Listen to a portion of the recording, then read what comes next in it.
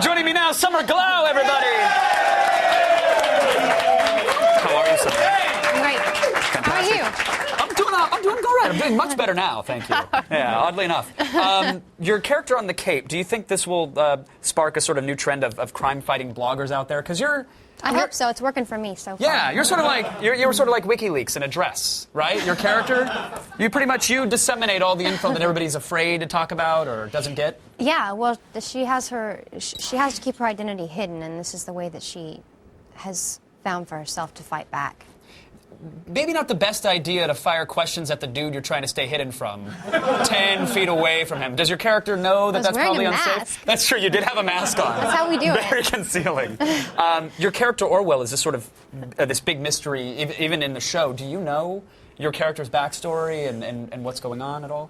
I've tried every way I can. Do you? I mean, so week by week, are you sort of driving blind, or do they say, well, this could be a potential reveal. Use this in a scene, you know? Well, they do give me a few hints, but as an actor, you always, if you don't know, then you just create it and for yourself. And so I do a little bit of both, but it is exciting on script day, you know, when we get our scripts delivered to find out what we're going to be doing, and it's never exactly what I expected. Do you immediately flip to the last page to make sure you're still good for the next episode? Always. Because you have to, right? Always. You got to read it from the back just to make sure.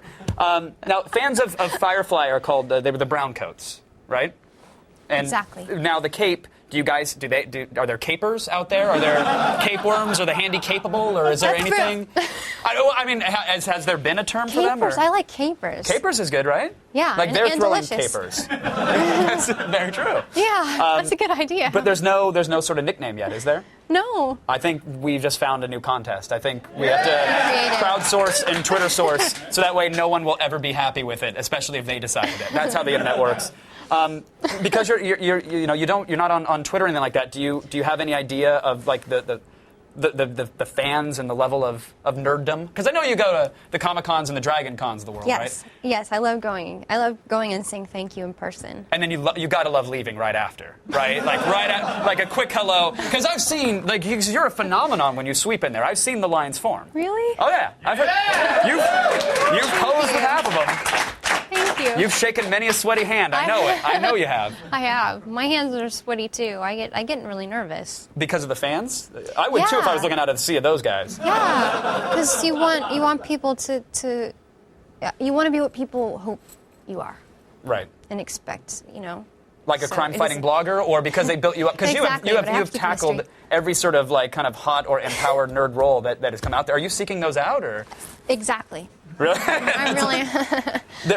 There was an internet meme. There's like, Sad Keanu or Lolcats or the Double Rainbow guy has a meme. You had one with your Dragon Con photos. I don't know if you saw that. It was the combo breaker, which is you posing with all of those fans, and then all of a sudden, smile, smile, smile, boom! That guy. That guy. Hold on, what? What's that? I look scared. No, sometimes people ask for specific expressions. And so I think he asked for my Terminator face. Oh, he said, give me Terminator face, and that's you obliged, and boom. Well,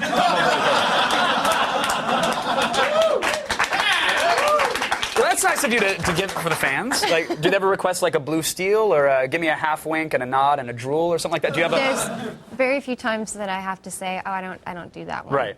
Yeah. Sometimes you got to draw the line. So there is Terminator a line face was somewhere. sweet though. The combo breaker was nice. Thank you. You were also in a Knights of Badassdom, which will be coming out shortly. Yes. I'm a huge Joe Lynch fan, and Me too. And in it, you had to learn how to LARP. Yes. We went to LARPing class. I didn't know there was a school It's for dangerous. LARPing. What did you discover? I discovered that the most diabolical one will always win. Like the one that's willing to go in there and just show no fear. Well, you have to be fearless. They'll win at fighting with foam swords, maybe not at life. Let's. Oh no! That was our 12 viewers clicking off. No, I'm sorry. Did you enjoy it? Would you ever LARP on the weekends? I love it. I wasn't the best one, and I had to try to keep up with the boys because there were some really good LARPers. Some dudes swinging and swords. it also depends on which weapon you get. I had double swords because I thought that's what looked good for me, but there were different weapons. Like I didn't get an axe this time, and I got a little jealous. Like one guy had a full body sword that was as tall as he is, and so he could just stand and he could just Fantasy Cloud would spin just swing. He could just spin in a circle, and how that seems like cheating and LARPing. That doesn't seem fair at all. Well, I'll call this yield helicopter move, and then just mowing down a field of trolls. It's really hard to figure out how to beat him. That's totally BS. You should, at the next meeting at the IHOP, you should take it up with him and let him know that shouldn't be allowed. I need more classes. Summer, I would watch you LARP any day. So thank you so much for coming on the program. It was a pleasure to chat with you. Summer Glau, everybody.